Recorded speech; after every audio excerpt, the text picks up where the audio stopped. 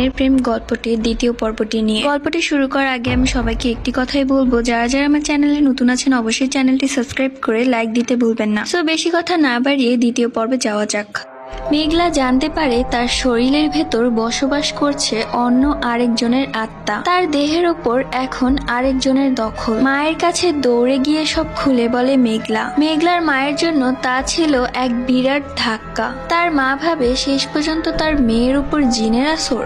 মেঘলার মা মেঘলার ভয় কাটানোর জন্য বলে, এসব কিছু না, আর এই কথাটা কাউকে বলবি না। মেঘলা বুঝতে পারে যে সবসময়ের মতো তার মা এই ব্যাপারটাও সবার থেকে ঢাকতে চাচ্ছে। সে আর বেশি কিছু না বলে তার রুমে চলে যায়। তার মনে ঘুরপাক খাচ্ছে হাজারো প্রশ্ন, যেগুলোর উত্তর অজানা।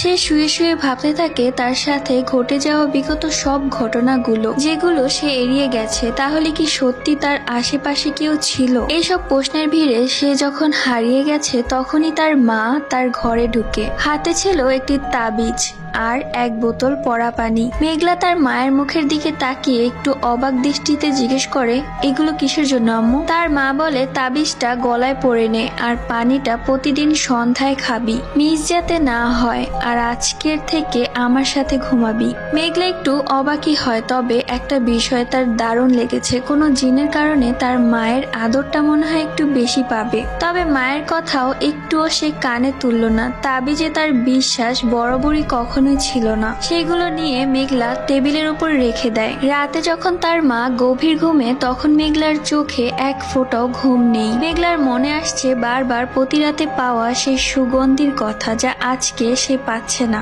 ছটপট করতে করতে মেঘলা ঠিক করলো, না, আজকে যত ভয়ই লাগুক সে তার রুমে গিয়ে ঘুমাবে। মেঘলা আস্তে আস্তে তার মায়ের পাশ থেকে উঠে তার রুমের দিকে গেল।